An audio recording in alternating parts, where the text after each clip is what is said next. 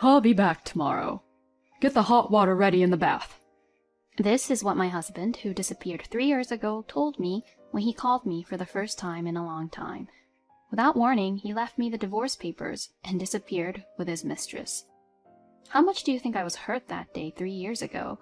I can't believe the nerve of my husband to contact me with impunity. But I am different from that time. I get it. Stifling my anger, I calmly replied and hung up the phone.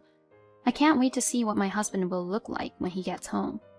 I hope he'll feel the same way I did then. Suck it up. I am Mary, 30 years old, and I have an office job. I met my husband Dean through a social networking site. It all started when I found out on there that Dean was hosting a meetup for fans of my favorite band, and I contacted him. The band was not that famous, and all the people around me had never even heard of them. I had always attended gigs alone and had been looking for someone to talk to. The place where the meetup was to be held was close to my house, so I contacted him on the spur of the moment. Dean returned my message very politely and even gave me directions to the location of the meetup. Dean, the moderator on the day of the meetup, was attentive to all participants and kept the place lively. I was also nervous to attend the event, but thanks to Dean I was able to enjoy talking with many people. I parted ways at the station with the people I met that day, and we are still good friends. But at the time, Dean and I were the only ones who took the same direction of the train. As we talked, it became clear that Dean was the same age as me, and we had a lot in common. Not only in terms of bands we liked, but also in terms of the music and radio we usually listened to, and the conversation became quite lively. I had never met anyone with such good taste, and I think I was already in love with Dean from this point on. We agreed to meet at the next gig, and I got off the train first as we arrived at the nearest station. I went home and messaged Dean to thank him, and he politely replied again. After that, we had endless conversations and sent messages to each other every day. I had been looking forward to Dean's reply for some time. A month later at a concert, Dean confessed his feelings to me and we decided to go out. I thought it must be my one-sided love, so when he confessed, my face turned red with surprise and happiness. Dean was laughing at me. Every day that I was dating Dean was nothing but happiness. Dean is a very considerate person who would never say anything that would hurt me. I can't tell you how many times he made me cry with surprises because his first priority was to make me happy. I also felt I could do anything for Dean. After a year of dating, we decided to get married, and his proposal came as a surprise. While dining at a restaurant, he suddenly handed me a large bouquet of flowers. And when I accepted the proposal, our mutual friends appeared from the back to congratulate me. I was so happy, I couldn't stop crying. After marriage, Dean and I continued to spend time together as lovers as if nothing had changed. Dean is actively involved in housework despite his busy work schedule and celebrates wedding anniversaries and birthdays in a big way. I was so glad I married this man. I was even a little scared that I should be this happy. However, after 2 years of marriage, Dean gradually began to act strangely. He had always been a busy man at work, but now he had to work overtime and on holidays and travel more than ever. On the worst days when I woke up, he was already gone, and there were days when he would come home in the middle of the night, and we hardly saw each other, even though we lived together. I had been up all night waiting for the band's album to come out so I could listen to it with Dean, but he never came home, and before I knew it, I had fallen asleep on the couch. He didn't have a lot of days off, so I was afraid that he would get sick. Why don't you ask the company for some time off? I had never spoken to Dean about his work before, but once, when he came home late at night because I was worried about his health, I said that to him without thinking much about it. A woman like you shouldn't talk when it comes to my job. The words that came back from Dean were quite cold. This was the first time Dean had ever spoken to me so coldly. Is he too busy at work and stressed out? Dean has since become a different person. Why didn't you have breakfast ready? I once woke up one day to Dean's voice. I thought I had slept too late because it was my day off from work, so I jumped up and looked at the clock, but it was only 5 in the morning. You know, I've been meaning to tell you this for a long time, but seriously, you are a 0 when it comes to being a wife. When I went to the living room, Dean spat that at me and went to work. How unreasonable of him to be angry at me for not having breakfast ready at 5 in the morning. More importantly, I had never dreamed that Dean had thought of such a thing. I also work, and certainly the housework will not be perfect. I was so shocked that I spaced out for a while. Maybe I shouldn't be so busy at work. I knew I would have to work harder than ever at housework and wait for Dean to settle down at work until he was as good as he was when we first got married. I am sure that one day he will return to his former gentle self. I believed that and did everything I could to make the house a peaceful home for Dean when he returned. But no matter what I did, Dean always gave me the cold shoulder. So I tried my best even though I felt like my heart was about to break. One day, while checking Dean's pockets to take his suits to the cleaners, I found a pair of women's earrings. Obviously, it is not mine. The moment I saw the earrings, I was convinced that all of Dean's previous actions had been a lie. He's not busy at work, he's meeting with his affair partner. That's why he's not at home at all. I felt ridiculous and very miserable at the same time for having cared about Dean so much. I stayed up that day waiting for Dean to come home. When Dean came home in the morning, I confronted him with the earrings. "Whose earrings are these? It was in your suit pocket." It is not good to get angry from the beginning and start fighting, so I asked in a calm tone of voice, wanting to discuss the matter properly. Maybe I was thinking too well that Dean would panic and apologize. Oh, it's my girlfriend's earrings. Thank you. I'll give it back tomorrow. Dean was unfazed and tried to take the earrings. I was surprised at Dean's attitude. There was no sign of panic, and Dean spoke as if it was normal that he was having an affair. Huh? You're not going to apologize or anything? Or don't you realize you're doing something wrong? Oh, we're married, aren't we? I unintentionally accused Dean in a strong tone. Shut up. That's what I'm trying to say. Can't you see that you're the cause of this? He headed for the bathtub, but of course I had not heated up the water. No wife would heat up the water in the bath and wait to discuss an affair, right? But Dean came to the living room again. Why haven't you heated up the water in the bathtub? You can't even do that? And he blames me. I didn't know what to do anymore. He has no intention of discussing or stopping the affair. There were so many things I wanted to say, but I felt like there was no point in saying them. I couldn't say anything back, and all I could do was cry. I decided to go to my bedroom in silence, crying on my bed, and without me falling asleep, morning came. Dean did not come into the bedroom that night. When I left the bedroom, Dean was already gone in the house. Did he leave in anger? Stunned, I entered the living room and discovered something shocking on the table. There already was a divorce document signed by Dean and a short letter he left behind. Goodbye. Sign these and send them out. That was all the letter said. I rushed to contact Dean's phone, but he seemed to refuse my calls, so I couldn't contact him. Is it possible for a couple to quit so easily? Was it wrong that I blamed him? That day I took off work and called my in-laws. However, my in-laws have been calling Dean too, and he is not answering the phone. None of our mutual friends have been able to contact him. I also called Dean's company, and to my surprise, he resigned 2 weeks ago. On second thought, it is also strange to have divorce papers ready in the middle of the night. Perhaps this was planned. As for life after that, I honestly don't remember much. I can no longer listen to the songs of the band I loved so much. I could no longer go to work and took a leave of absence. The emotional scars did not heal easily, and I was unable to leave the house for many months. My mother, who was worried about me, came to my house and agreed to stay with me for a while. 3 years later, I was finally able to return to my normal life. Maybe I can start moving forward again.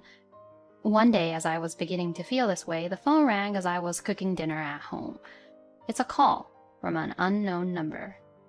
Fearfully, I answered the phone and heard Dean's voice, a voice I thought I would never hear again.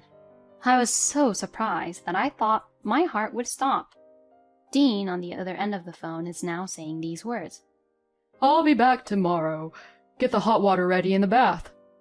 He said. I couldn't believe it. Has he forgotten about what happened 3 years ago? How the heck is he going to come back and face me? I don't understand. I had a lot to say, but I said, I get it, and hung up the phone. Then the next day, I received another call from Dean. Hey, what happened to our house? It's our house, right? Explain to me what this is all about. Dean ranted, furiously. Yes, the place where the house we lived used to be is now a construction site. Our house? What are you talking about? That's my house. Oh, I forgot to boil the water in the bath. When I say this, Dean takes his anger out on me even more. Your husband came home, but what's with that attitude? Where the hell are you? I'm right behind you. Also, you're not my husband, you're my ex-husband. Dean turned around, and there stood me, my in-laws, and my lawyer. Dean panics as he sees us and loses his grip on the phone.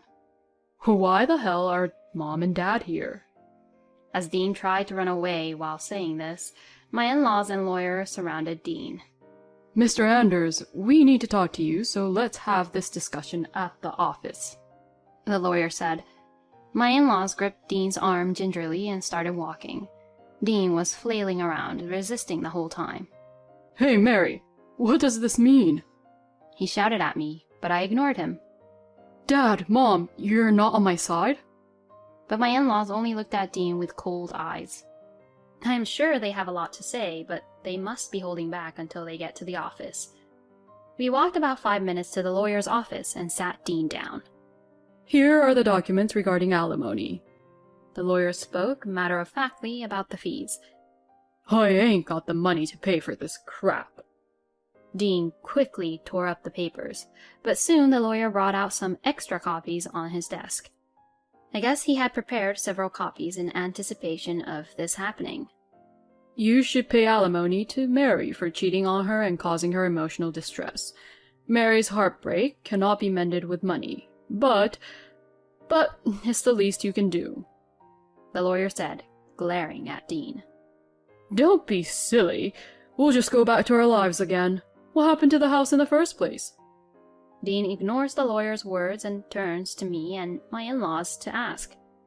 The house is mine. Did you forget all that after 3 years? I don't want the house I spent time in with you anymore, so I've decided to tear it down and turn it into a parking lot. The house where I spent time with Dean originally belonged to my parents, who had acquired the entire lot. My parents gave it to my husband and I, but it was in my name. Dean was kind to me at that time. You got it from your parents, so it should be in your name. But I guess he doesn't remember that anymore. I don't remember that. If you're going to turn it into a parking lot, you're going to split some of that revenue with me, right? Dean makes demands that make no sense. Hey, Dean, how long are you going to be so boring? What you did is unforgivable. You're 30 years old, and you aren't even aware of that. You're really a good-for-nothing kind of guy. You don't consider me your son anymore? All you can do is pay the alimony, right? Get on with it and sign the papers. We're cutting you off from us, as of today. My father-in-law passed down judgment on Dean. Next to me, my mother-in-law is sobbing, heavily. Your father is right. The only way left for you is to pay your alimony and be gone from our sight. As I said that, he replied, I'm sure you were a little glad for me to be back, even though you were lonely and alone. Mary, you don't have to be so tough. Dean said with sarcasm, but I laughed. Huh? No one here is lonely or happy at all. I never wanted to see your face again for the rest of my life. I'd be glad if I could get you to pay me alimony, though, I said. And now Dean was crying. Don't say that. Mary, I'm sorry. Let's start over again, he said. I was dismayed to see Dean. Don't be silly. There's no way I'm going to start over. Back then, you served me those divorce papers right then and there. And besides, I'm already remarried. As I say that, I'm her husband, Jude. My lawyer introduced himself. When Dean disappeared, I was too depressed to do anything. It was the friends I met at the meetup where I met Dean who helped me at that time. They came to my house every day and listened to me. One of them introduced me to Jude, my lawyer, and now husband. With Jude, we discussed with our friends whether we should try to locate Dean. Jude advised me that if I wanted a divorce or wanted to file for alimony, then we should look for Dean. I didn't want to start over again, and I didn't want to see his face. We agreed that if he showed up someday, we would charge him a huge fee. It was also Jude who advised me to turn the house I lived in with Dean into a parking lot. Jude advised me as a lawyer, but also provided emotional support. After several meals with friends, he and I became friends and decided to go out with each other. And we just got married a few months ago. Huh? Remarried? So what am I supposed to do? Dean started ranting like a child. I don't know. You brought this upon yourself. Why don't you just sign the papers and go to your beloved mistress? I said, and Dean threw his hands up in defeat and signed the document begrudgingly. Come on. Can we please just split it up? Dean looked at me, his voice strained. No one is going to do you any favors, right? Make sure you pay her on time. Before I could answer, my father-in-law threatened Dean, and Dean took his bag and ran from the office as if to escape. After Dean was gone, my in-laws bowed deeply and apologized. Until he pays the alimony properly, I will take the responsibility as a parent. Mary, I am so sorry for the long wait. Jude then responded. Now that he has already signed the paperwork, I'll do what I can to make sure he pays. So, thank you for your time today. Dean gave us the runaround at first, but Jude firmly made him pay in a lump sum. According to Jude, Dean has no savings at all, and he has to make do with a day job to make ends meet. The alimony was paid with a loan. He had been living like a pimp after he left that day.